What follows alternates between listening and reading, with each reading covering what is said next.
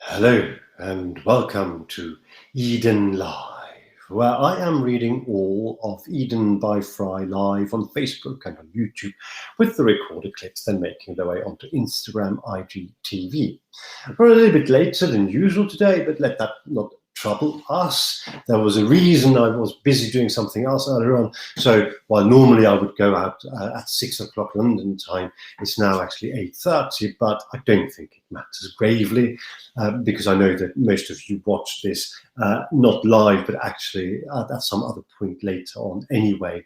And we continue to be in volume 8 of the Eden Miniatures series, which is the ebook and paperback published version of Eden by FREI. And this is a chapter that's called Value. The concept of making money, Sedartis postulates gravely, and wonders is it largely in character, in origin even American, although it has now so widely, so almost universally, it appears, so comprehensively at any rate, on our little planet being adopted, is not only flawed, all concepts are flawed, he points out. It is inherent in human thinking that it cannot be flawless, but fundamentally, principally wrong. I'm glad to hear this, though I can't be certain entirely why. Nobody makes money, even the National Bank or the Federal Reserve or the Bank of England or any bank anywhere in the world does not make money. And nor does any business, nor does any person, nor does any entity ever really make money unless you are thinking of the actual physical process of printing notes or minting coins. But that, as we know, is not making money either. That is merely manufacturing its representation. In fact, nobody makes money ever. I'm inclined to agree, and instinctively it makes sense to me what Sedartis is thinking, though I haven't thought it through myself. And I wonder if Sedartis really has, or if he's just doing so now on the hop, because he finds himself once again sitting next to me on a train. I like the way Sedartis takes his seat next to me, mostly on trains, occasionally on a bench by a lakeside, rarely though, if ever, on planes, and never so far that I'm aware of on a bus, or indeed in a cab. Money is not made, it is simply invented and agreed upon in a compact between people, and then moved from one place to another, either physically, as notes and coins or checks or other pieces of paper or some such material as may be deemed in this compact practical and acceptable, or virtually as data. And no matter which way this happens, it is always symbolic. Money is nothing other than an abstraction of value, and that in itself makes it inherently problematic, because how, pray, do you define value? And more to the point, how do you keep sight of your values when the abstraction of value, money, becomes so prominent in your culture that you perceive it as value of and in itself? I have no immediate answer to this. Sedartis is not expecting me to.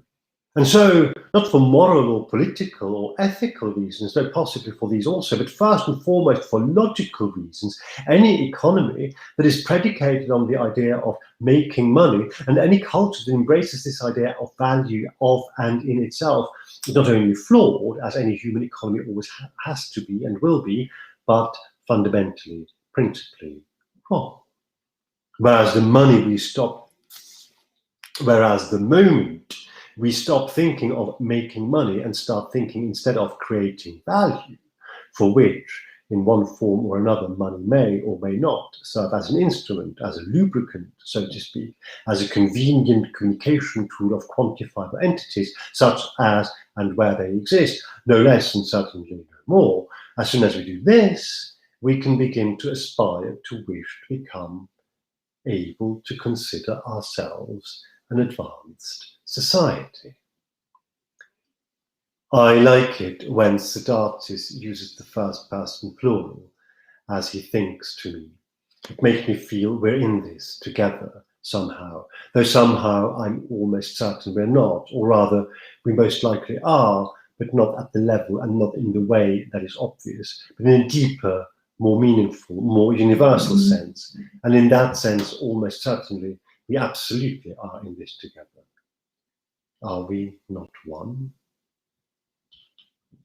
Creating value, Sedartis expounds, is no narrow concept. It applies, of course, but not only to making things and inventing technology and imagining art, and it equally applies to providing a service, to accomplishing a task, to building a place or exploring a thought in such a way that it is of some value to someone, somewhere, sometime, even if that value cannot necessarily at the point of its inception be recognized or defined or possibly even imagined.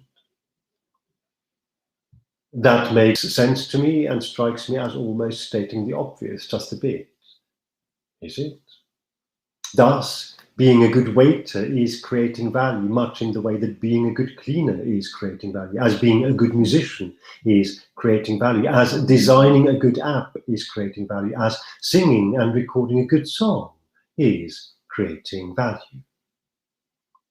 Who can decide, I wonder, who can determine whether something is good? Nobody can decide or determine, of course, what is good, at least not in the simple, undifferentiated terms we lazy espouse. Yes, you can agree on good practice or define standards, but is a waiter who is slow and a little clumsy, but extremely attentive and friendly and charming and perhaps a little flirtatious, just enough to send an exquisite tingle down your spine each time he tops up your glass of Prosecco? Any less good a waiter than one who is super efficient, but essentially dead behind the eyes and just does what he's expected, what he has accepted as his lot or his duty for the time being? Who can say what good writing is, or good art, or good music, or good anything?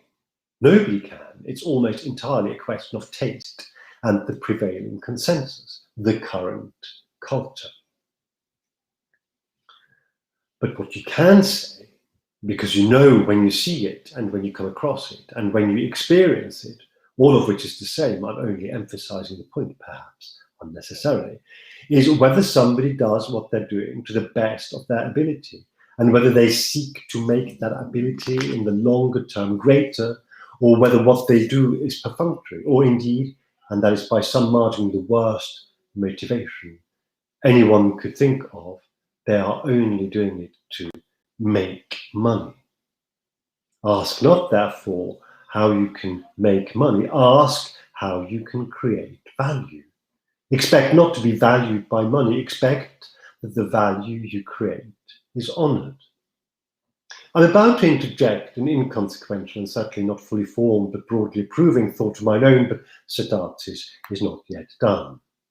Honoring value is not a narrow concept either. Value can be honored also, but not only in terms of money. It can be honored in appreciation, in kind, in gratitude, in a return gestural service, in goods, in opportunity, in experience. Certainly it can. That too, though, I reckon, is hardly new. It is not, of course, new. It only is sometimes too often forgotten, because it means by necessity that if you are doing something that does not create value but diminishes it, for example, producing and selling shoddy goods that make people angry because they're not good and not fit for purpose, or taking advantage of somebody's situation and appropriating, quite apart from their money, more of their time, their mind, their emotion than you deserve, in return for giving them less than they need, or providing any type of service that does not live up to its name, let alone its promise, then you have to stop doing so immediately. You're not making money, you're taking away value under false pretenses, or perhaps innocently feeding your incompetence of their gullibility. Either way, rather than creating value or enriching the world, you deceive yourself into believing that you can enrich yourself as you destroy value and diminish the world. You unbalance the universe, and the universe in the long term will not be unbalanced. We are nearly at our destination. I forget what it is. Sedartis seems much better now, his thoughts thus afloat, thus released, thus engendered. He inwardly smiles. And that is it for today. We continue on Wednesday because we do this on a Monday and on a Wednesday. And on Wednesday, we'll be back at 6 p.m. London time, which is about 1 p.m. New York time, I think it's certainly 6 p.m. GMT. And until then, I thank you for being with me, for going on this literary, metaphorical journey of exploration with me, and I hope you'll join me again. Until then, take good care, love and let love, and see you.